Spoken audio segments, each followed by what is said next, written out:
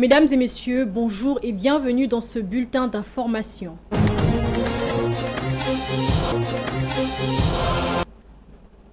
Commençons ces bulletins avec l'appel au dialogue adressé au chef de l'État par l'opposant Martin Fayulu. Son discours continue de faire l'objet des commentaires sur la scène politique congolaise.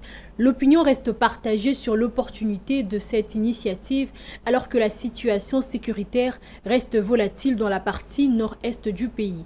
Didier Ilunga nous en dit plus sur cet élément. Le message adressé ce mardi à la population congolaise par l'opposant Martin Fayulu Madidi, appelant le chef de l'État Félix Tshisekedi à convoquer sans délai le dialogue national inclusif, tout en critiquant la signature par Kinshasa d'un accord cadre avec le mouvement rebelle AFC M23, n'a pas laissé indifférent la classe politique congolaise.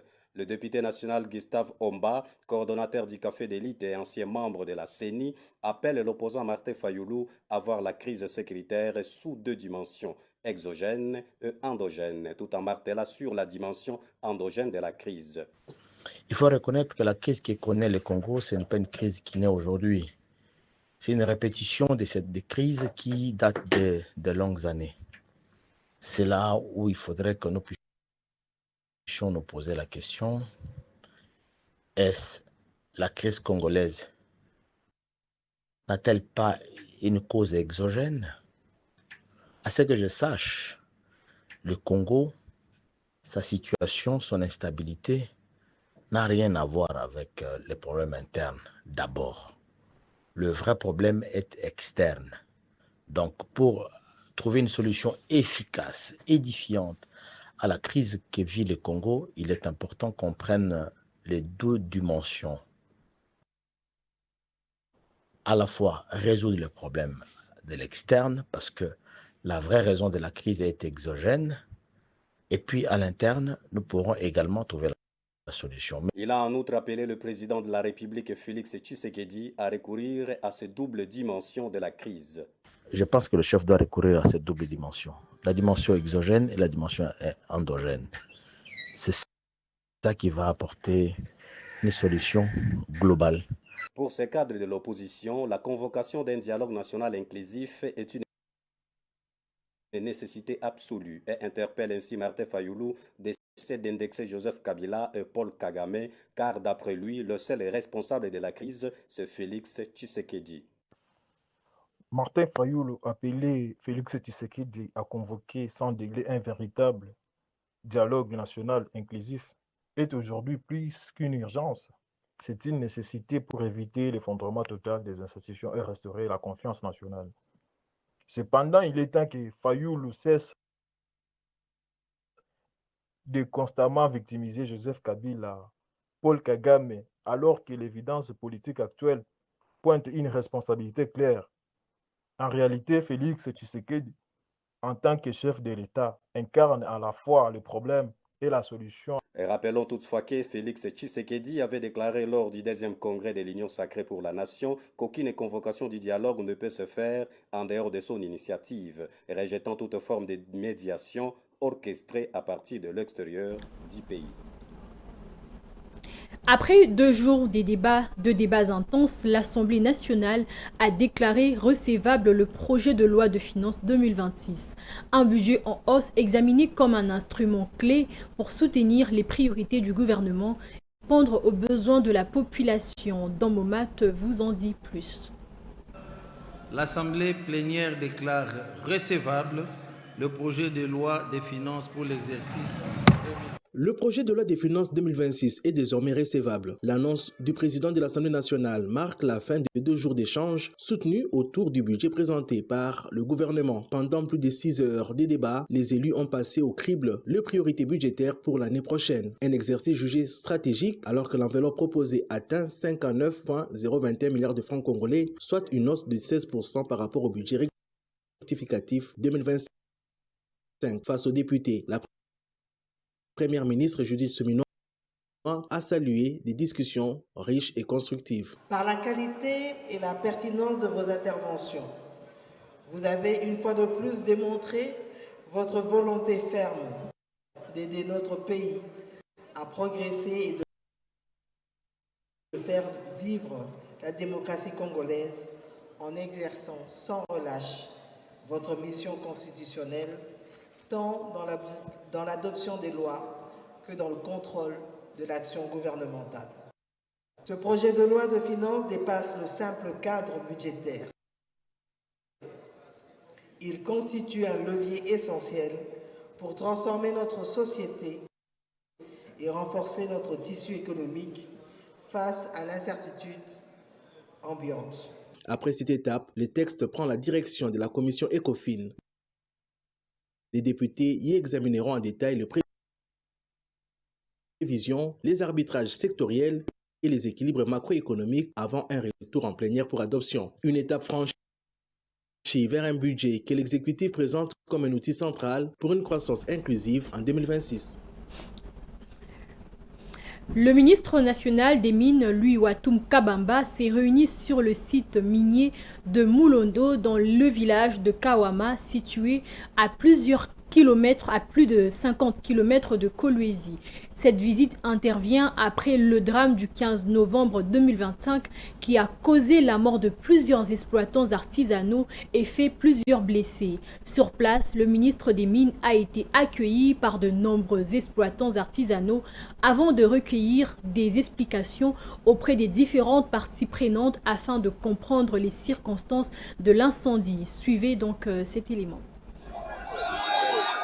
À la tête d'une importante délégation composée du conseil et du chef de l'État, au collège mine, des autorités provinciales du Lualaba, des responsables des structures sous tutelle et de plusieurs collaborateurs, le ministre national des Mines, Louis Watum Kabamba, s'est rendu ce mardi 18 novembre 2025 sur le site minier de Moulondo, situé à plus de 50 km de la ville de Kolwezi. Une visite de terrain intervenue après le drame du samedi 15 novembre 2025 qui a fait plusieurs morts et quelques blessés. À son arrivée, le patron des mines a été accueilli par une foule nombreuse d'exploitants artisanaux, communément appelés creuseurs. Louis Watum Kabamba a commencé sa mission par une inspection minutieuse du site afin de s'imprégner personnellement de la situation. Après avoir reçu toutes les explications, le ministre s'est adressé aux exploitants artisanaux. Il a d'abord présenté au nom du gouvernement les condoléances officielles aux familles éplorées avant de rappeler les instructions fermes du président de la République, Félix-Antoine Tshisekedi Tshilombo, qui suit de près l'évolution du dossier. Avec le chef de l'État qui m'a donné des instructions précises en venant ici,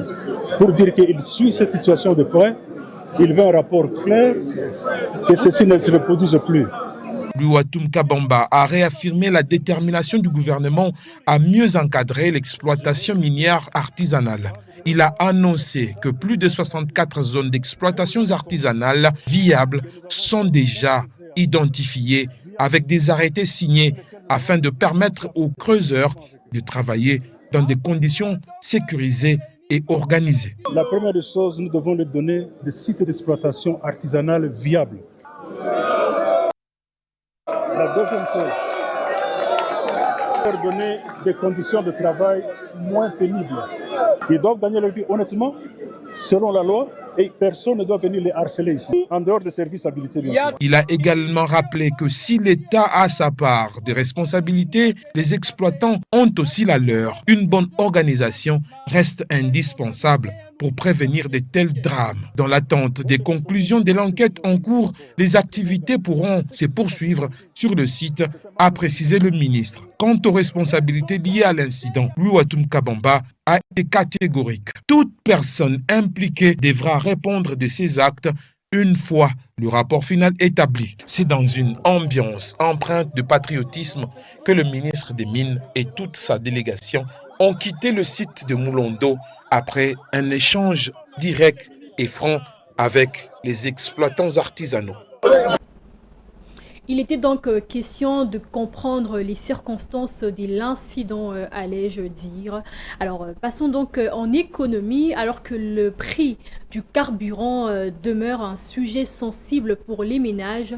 Le vice-premier ministre de l'économie a présenté aux sénateurs les chiffres clés du secteur pétrolier, recettes, structure des prix et gestion du stock de sécurité, des précisions attendues pour mieux comprendre la formation du prix à la pompe. Daniela Kalala vous en dit plus. À l'hôtel Golden Tulip de Kinshasa, le vice-premier ministre de l'économie a été longuement auditionné par les sénateurs de commission ECOFIN. Au centre des échanges, la formation de prix des produits pétroliers, un dossier stratégique qui continue de préoccuper tant le parlementaire que la population, alors que le coût du transport demeure élevé. Les sénateurs ont cherché à éclaircir la gestion de certaines lignes sensibles, notamment les stocks de sécurité et les interventions économiques de mécanismes qui pèsent directement sur le prix final à la pompe. Pour lever les zones d'ombre, Daniel Mukoko Samba a présenté la contribution réelle du secteur pétrolier aux finances publiques. Il a affirmé que les recettes générées avaient permis de combler un gap budgétaire de plus de 328 milliards de francs congolais, tout en alimentant de fonds tels que le FONER dédié à l'entretien de routes. Une mise au point que le gouvernement qualifie d'exercice de transparence, alors que la formation de prix du carburant demeure sous étroite surveillance, aussi bien au Parlement que dans l'opinion. En sport, les léopards de la République démocratique du Congo connaissent leurs adversaires potentiels pour le barrage intercontinentaux qui se joueront au Mexique en mars prochain. Grâce à son bon positionnement au classement FIFA, la RDC sera tête-à-tête de série et ne jouera qu'un seul match pour rêver de la qualification au mondial 52 ans après. Daniela Kalala nous donne les détails dans cet élément. La nuit du 18 au 19 novembre 2025 a complètement bouleversé la zone CONCACAF. Les Panama, pourtant barragiste au coup d'envoi, a validé son billet pour la Coupe du Monde après un large succès 3-0 contre El Salvador. Dans le même temps, les Suriname, battus 3-1 par le Guatemala, doit se contenter d'une place en barrage malgré ses 9 points. Dans le groupe B pour la CONCACAF. Conséquence, la RDC évite le premier tour grâce à son classement FIFA du mois d'octobre. Les Léopards sont propulsés directement en finale de barrage. Il faut noter que peu importe le classement FIFA, rien ne changera pour la RDC puisqu'elle dépasse ses prétendants hormis l'Irak pour l'instant. Place à présent au tirage au sort de ce jeudi 20 novembre pour connaître la composition des autres qualifiés qui, eux, joueront le préliminaire.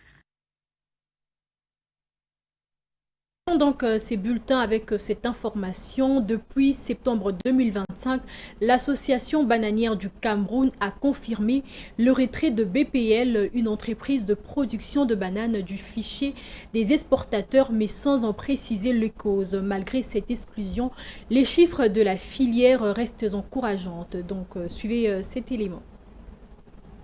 En septembre et octobre 2025, seulement des 4 producteurs de bananes en activité au Cameroun ont effectué des exportations. En effet, selon les données publiées par l'association bananière du Cameroun, Beau Plantation PLC, redevenu le petit poussé de la filière locale après la montée en puissance de la Compagnie des bananes de Mondoni, la nouvelle filiale du groupe Compagnie fruitière de Marseille n'a effectué aucune vente à l'international au cours des 2 derniers mois. La Sobacam n'explique pas les causes du retrait de ce producteur du fichier des exportateurs depuis septembre 2025. Après un repli de ses ventes à l'international en septembre 2025, passant des 18 193 tonnes à seulement 15 438 tonnes en glissement annuel, la société des plantations du Openja, première filiale du groupe Compagnie fruitière et leader du marché camerounais, a vu ses exportations repartir à la hausse au mois d'octobre 2025. Cette fois-ci, elles ont atteint 14 172 tonnes après 9 894 tonnes, révélant une progression de 43,2% sur un an. La tendance haussière mais contrastée des ventes de ces 3 producteurs des bananes a compensé la disparition du 4e opérateur du fichier des exportateurs au cours de la période sous revenu, stabilisant ainsi les recettes issues de ce produit de rente. En effet, la banane fait partie des principaux pourvoyeurs des recettes d'exportation au Cameroun, avec pour principal marché l'Europe. La filière est largement dominée par la Compagnie fruitière de Marseille. Grâce à ces 2 filiales qui sont la PHP et la CDBM, ce groupe agro-industriel français cumule entre 70% et 80% des exportations de bananes au Cameroun chaque année. De plus, cette multinationale fournit une assistance technique à tous les autres producteurs locaux, renforçant ainsi son empreinte sur le marché. Mesdames et messieurs, c'est donc la fin de ce bulletin d'information, mais nous vous demandons de rester concentrés pour la suite de nos programmes. À 14h, vous aurez Géo-Ciné. À 16h, l'émission Écoverte qui sera présentée par Junior Owawa. À 18h, vous aurez l'émission À la Une qui sera présentée également par José Junior Owawa. À 19h30, vous aurez la grande édition qui sera présentée par Don Momat. Et à 22h, vous aurez l'émission Schéma critique qui sera présenté par William Albert Kalegai. Merci de nous avoir suivis et à très bientôt.